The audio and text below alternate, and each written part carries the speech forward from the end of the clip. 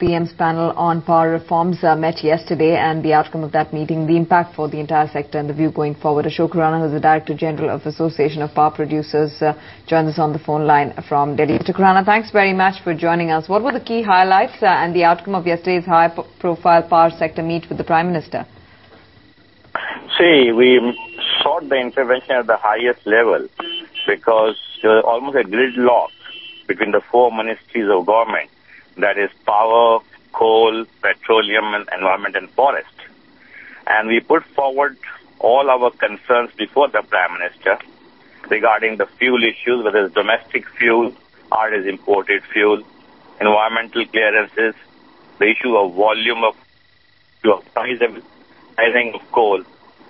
We got a very positive feedback from the Prime Minister.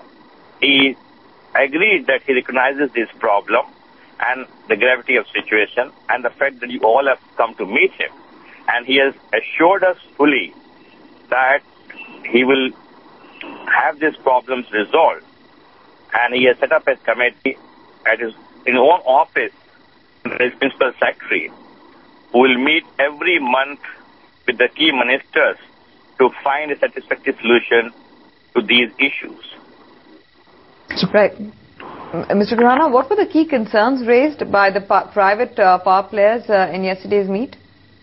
See, first was the fuel, which also means domestic and the imported fuel.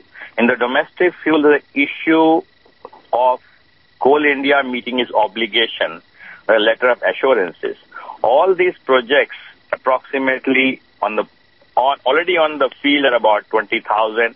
And another about 35,000 expected to come on the field in next about 3 years. Now, they all were set up under express promise by Coal India that once the plants are commissioned, they will supply coal. And the policy framework lays down that the Coal India will supply 100% of normative requirement of coal.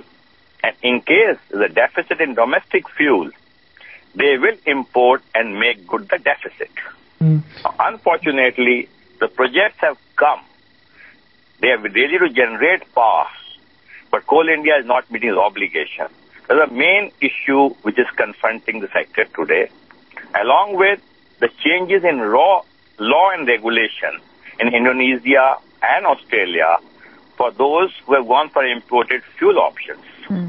In that, even the UMPPs, Mudra and Krishnapatnam, are impacted because when they put in the tariff for 5 years, they did not see these uncontrollable factors. Mr. Khurana, did you get a sense from the PM yesterday that in the near term merchant power prices may not be capped, because that's a concern which I think some of the industry watchers are now voicing? No, I didn't get your question. Will merchant power prices in the near term, will they be capped? Because that is a concern some of the industry watchers are now voicing. See, we didn't raise this issue because, my idea is you can't cap merchant power pricing. The very fact the world is merchant power pricing, they will always go by the demand-supply scenario. And as it is not mandated for a man to buy or to sell, the market will find the level over there. This issue was not raised, and I don't think there's any steps to cap merchant power pricing. Right. Mr. Khurana, what according to you, sir, is a major problem for the power sector currently? I mean, you spoke about coal shortage, you spoke about low tariff bidding price done by power players, which is now making projects unfeasible, and of course, also the other concern is the financial health of state electricity boards, because of which payments are getting delayed. See, my idea is regarding the financial health of the distribution companies. We must keep in mind the center has a very limited role to play, because being a concurrent subject, they are under the state government. And each state government takes its own decision based on the regulator's advice. The positive steps have been that recently APTEL has issued an order mandating all the regulators to come up with order every year, and even if utilities fail to file the annual revenue requirement, they can do suo motu. And that's a very positive step. Second step is also talk of regulatory assets. What used to happen is you can't increase tariff.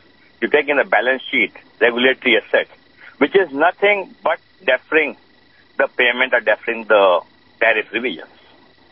So with these two steps and the GOI using leverage of lending through banks and through schemes, I think will spur the state governments to take some action, because if you cut away the financial tap, they have no option either to raise tariff or to provide subsidy from budget.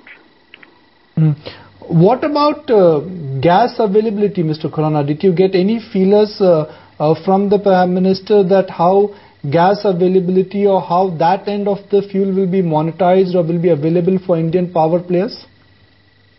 See, basically, we got the assurance from the Finance Minister and the Minister of Petroleum and Natural Gas that the EGOM, which is meant for allocating gas for power sector, will meet and they will find a fair and appropriate solution so that the projects coming up in the 11th plan do not face closure over there.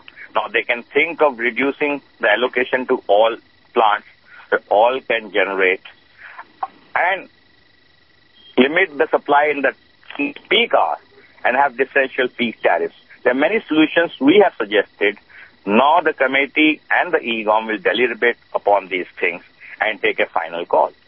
Right. So in your mind, Mr. Khurana, what is the total current commissioned power, private power capacity of India, and how much of the total current private capacity or private power capacity is lying idle because of lack of fuel linkages? We have done the rough calculation for 28,000 megawatt, which is producing power at suboptimal capacity, where they can produce 85, some are producing at 50, some are producing at 60, some at 45 level. I'll give you a classic example of project of CLP, which is ready for firing in Jhajjar, Haryana. We had their CEO with us and who told the Prime Minister that my plant unit is ready and I have to go and synchronize with the grid and do the test. I do not have coal at my site. So if you actually aggregate all these plants, they'll be in that range about 28,000. And another about 8,000 of gas-based capacity is slated for commissioning by March 31st this year. And how much is that additional capacity, sir? 8,000. 8,000. So almost 36,000 megawatts of capacity is being underutilized. Is there a target of how much, by when, or, I mean, was this also discussed yesterday about, by when do you see the level actually being increased or optimum utilization coming in? The Prime Minister has given us 3 deadlines, 30, 60, 90. That is 30 days, 60 days, 90 days.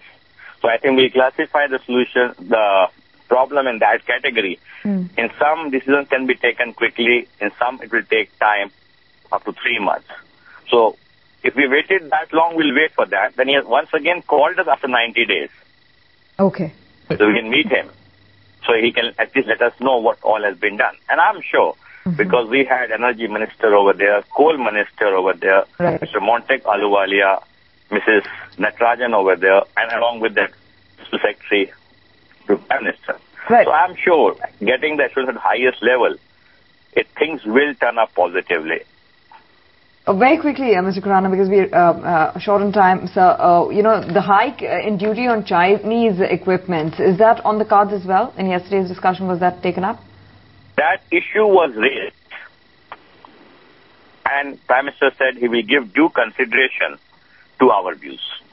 Right. So, finally, Mr. Khurana, what was one big commitment which you got from the Prime Minister? Apart from the fact that the industry representatives were there, the Prime Minister and various ministers, they've agreed on a deadline. Did you get a sense of urgency? Did you get any single commitment going?